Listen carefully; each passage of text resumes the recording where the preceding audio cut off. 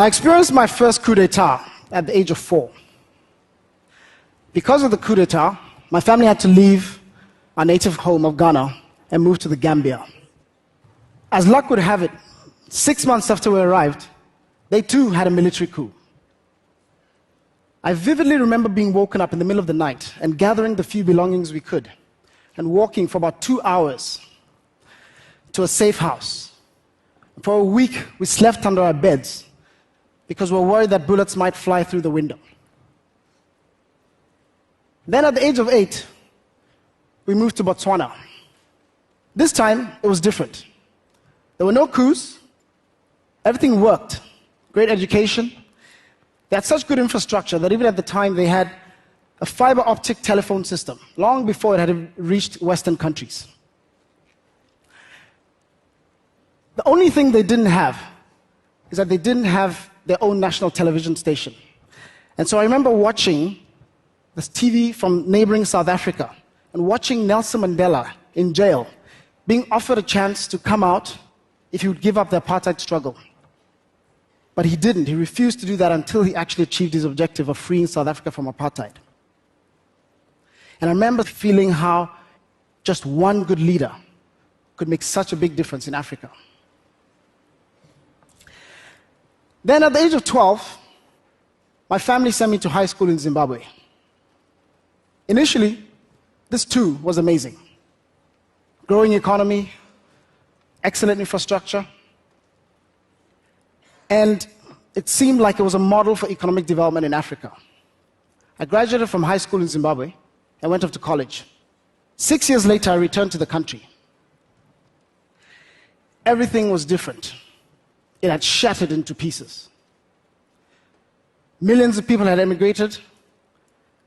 The economy was in a shambles, and it seemed all of a sudden that 30 years of development had been wiped out.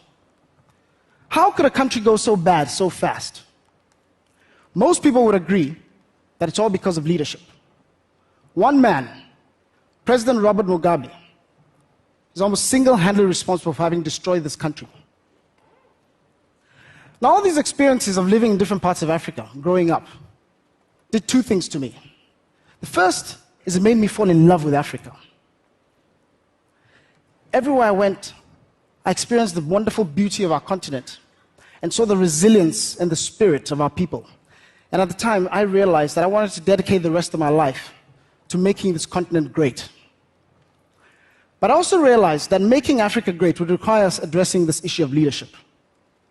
You see, all these countries I lived in, the coup d'etats and the corruption I'd seen in Ghana and Gambia and in Zimbabwe, contrasted with the wonderful examples I'd seen in Botswana and in South Africa of good leadership. Made me realize that Africa would rise or fall because of the quality of our leaders. Now, one might think, of course, leadership matters everywhere. But if there's one thing you take away from my talk today, it is this. In Africa, more than anywhere else in the world, the difference that just one good leader can make is much greater than anywhere else. And here's why. It's because in Africa we have weak institutions, like the judiciary, the constitution, civil society, and so forth. So here's a general rule of thumb that I believe in. When societies have strong institutions, the difference that one good leader can make is limited. But when you have weak institutions, then just one good leader can make or break that country. Let me make it a bit more concrete. You become the president of the United States. You think, wow, I've arrived. I'm the most powerful man in the world. So you decide, perhaps let me pass a law.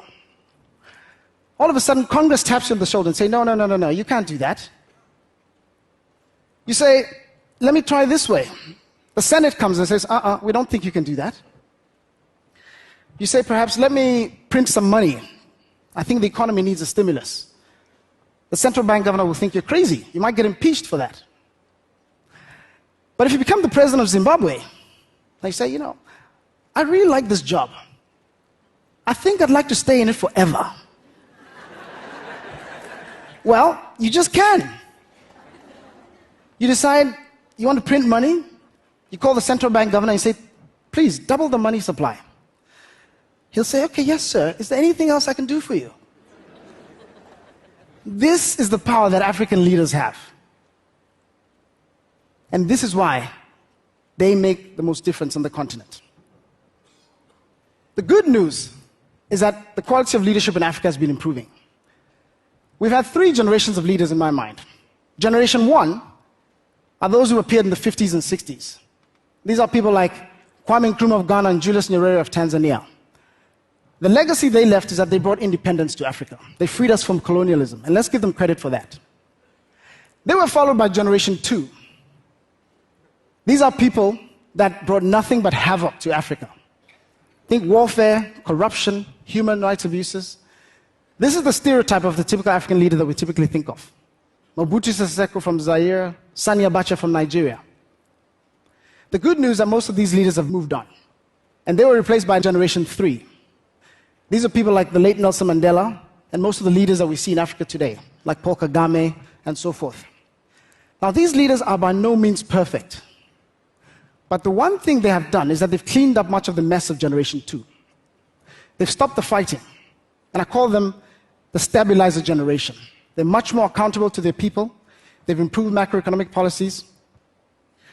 And we're seeing for the first time Africa's growing. And in fact, it's the second fastest growing economic region in the world. So these leaders are by no means perfect, but they are by and large the best leaders we've seen in the last 50 years. So where to from here?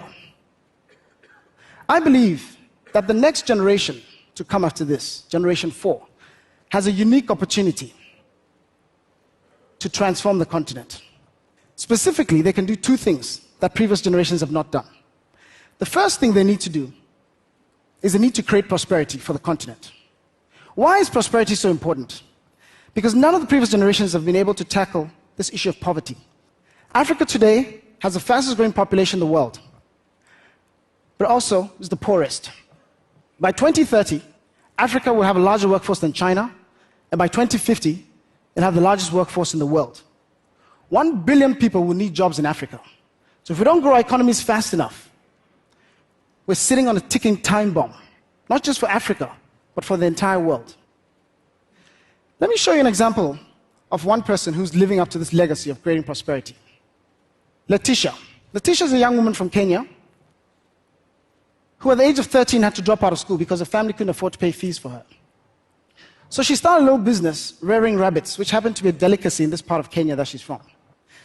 This business did so well that within a year she was employing 15 women and was able to generate enough income that she was able to send herself to school, and through these women, fund another 65 children to go to school. The profits that she generated, she used that to build a school, and today she educates 400 children in her community. And she's just turned 18.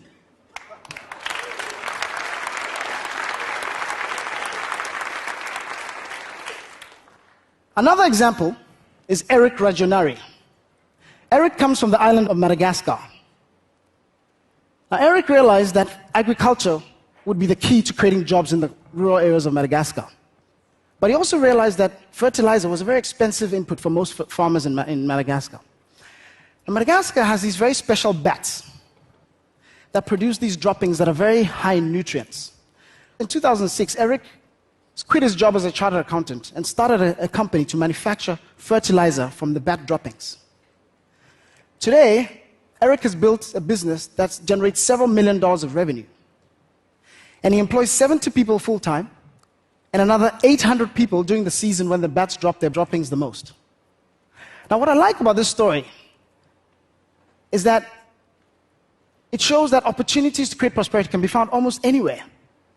Eric is known as the Batman. And who would have thought that you would have been able to build a multi-million-dollar business employing so many people just from bat poo? The second thing that this generation needs to do is to create our institutions. They need to build these institutions such that we're never held to ransom again by a few individuals like Robert Mugabe. Now, all this sounds great. But where are we going to get this Generation 4 from? Do we just sit and hope that they emerge by chance, or that God gives them to us? No, I don't think so. It's too important an issue for us to leave it to chance. I believe that we need to create African institutions, homegrown, that will identify and develop these leaders in a systematic, practical way. We've been doing this for the last 10 years through the African Leadership Academy. Letitia is one of our young leaders. Today we have 700 of them that are being groomed for the African continent. And over the next 50 years, we expect to create 6,000 of them. But one thing has been troubling me. We would get about 4,000 applications a year for 100 young leaders that we could take into this academy. And so I saw the tremendous hunger that existed for this leadership training that we're offering. But we couldn't satisfy it. So today, I'm announcing for the first time in public an extension to this vision for the African Leadership Academy. We're building 25 brand new universities in Africa that are going to cultivate this next generation of African leaders. And each campus will have 10,000 leaders at a time. So we'll be educating and developing 250,000 leaders at any given time.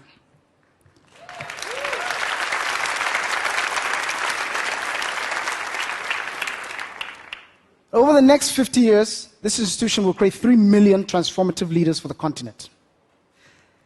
My hope is that half of them will become the entrepreneurs that we need, who will create these jobs that we need, and the other half will go into government and non-profit sector, and they'll build the institutions that we need. But they won't just learn academic, they'll also learn how to become leaders, and they'll develop their skills as entrepreneurs. So think of this as Africa's Ivy League. But instead of getting admitted because of your SAT scores, or because of how much money you have, or which family you come from, the main criteria for getting into this university will be what is your potential that you have for transforming Africa. But what we're doing is just one group of institutions. We cannot transform Africa by ourselves. My hope is that many, many other homegrown African institutions will blossom. And these institutions will all come together with a common vision of developing this next generation of African leaders, Generation 4. And they'll teach them this common message: create jobs, build our institutions. Nelson Mandela once said, every now and then, a generation is called upon to be great. You can be that great generation. I believe that if we carefully identify and cultivate the next generation of African leaders, then this Generation 4 that is coming up will be the greatest generation that Africa, and indeed the entire world, has ever seen.